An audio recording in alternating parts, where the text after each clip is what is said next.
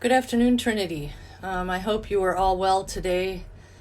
It is Wednesday of Holy Week, and as we continue to take this journey with Jesus to the cross, we hear a story that is in all four Gospels. It's one of my favorite stories in the Bible.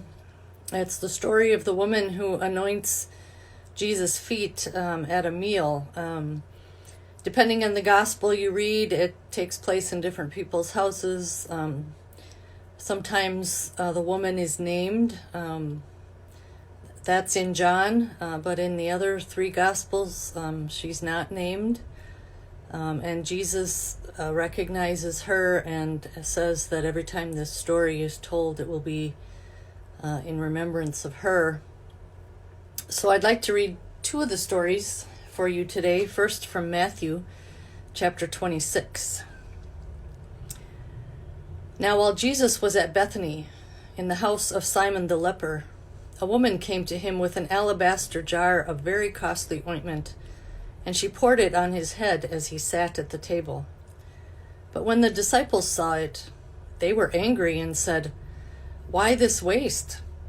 For this ointment could have been sold for a large sum and the money given to the poor."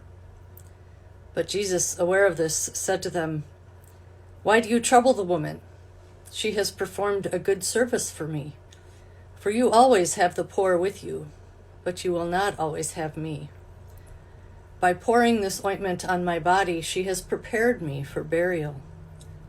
Truly I tell you, wherever this good news is proclaimed in the whole world, what she has done will be told in remembrance of her." And then this is the version from John chapter 12, where the woman is identified as Jesus' friend Mary, the sister of Martha and Lazarus. 6 days before the Passover, Jesus came to Bethany, the home of Lazarus, whom he had raised from the dead. There they gave a dinner for him. Martha served, and Lazarus was one of those at the table with him. Mary took a pound of costly perfume made of pure nard, anointed Jesus' feet, and wiped them with her hair. The house was filled with the fragrance of the perfume. But Judas Iscariot, one of his disciples, the one who was about to betray him, said, "Why was this perfume not sold for 300 denarii and the money given to the poor?"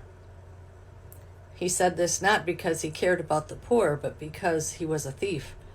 He kept the common purse and used to steal what was put into it. Jesus said, "Leave her alone. She bought it so that she might keep it for the day of my burial.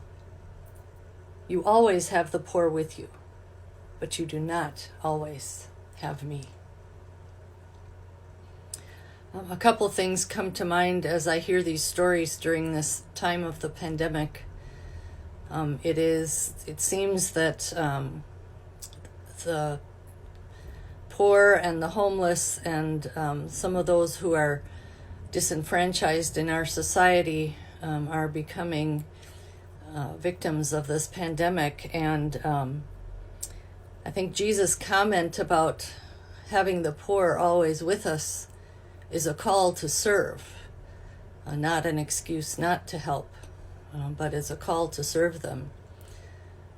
Mary, or the woman, did this because they were facing death, but it is not an excuse to not help the poor. And I think especially during these times of our food pantries, those of you in South Milwaukee, if you can, send a check or drop something off at Human Concerns, that would probably be a big help to them. The other thing that I thought of with this story is how the woman is unnamed in 3 of the Gospels. Women are often kind of on the sidelines in Scripture, and I was thinking about how in the Gospel of John, she's unmasked in a way. Today I went to the grocery store with my new mask that my daughter's friend's mother made, and I wore that to the grocery store. That's now the CDC's recommendation. We wear all kinds of masks often to try to protect ourselves. Some masks are good, some masks are not. This mask is probably good because it prevents me from infecting anybody else, and protects me a little bit from others if they are infected. But in our story here, the woman, even though she's not named, Jesus calls her story good news. He says whenever this good news is told, we will remember her. And of course in John, Mary is his beloved friend. So in closing today, I'd like to read a poem from Unfolding Light that's about this story. It is called Pour Out. Got it on my computer here. Pour out. Mary took a pound of costly perfume made of pure nard, anointed Jesus' feet, and wiped them with her hair. The house was filled with the fragrance of the perfume. John 12:3. Mary pours out her ointment, as Jesus, not clinging, outpoured himself, pours out herself. Fragrance of love and sorrow, no second-hand words to borrow, only kindness and loveliness, for his kindness and loveliness. Washing with such fierce love feet before they're pierced. Her perfume poured out of a broken open soul, in love made whole, that confounds the others, befuddled brothers.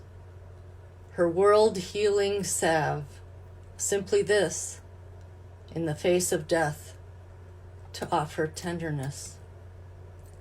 Mary, pouring out herself, your flask now empty as a grave, your sweet baptismal bath so gently drowning death.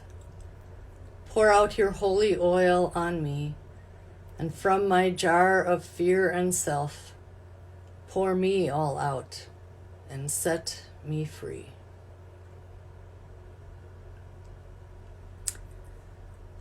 I hope that you will join us tomorrow evening, Monday, Thursday at 7 o'clock for Facebook Live worship, and then 7 o'clock on Good Friday. And we have a special post for you on Saturday, on Holy Saturday, and then 9:30 on Easter Sunday. Blessings and peace to you. Stay well.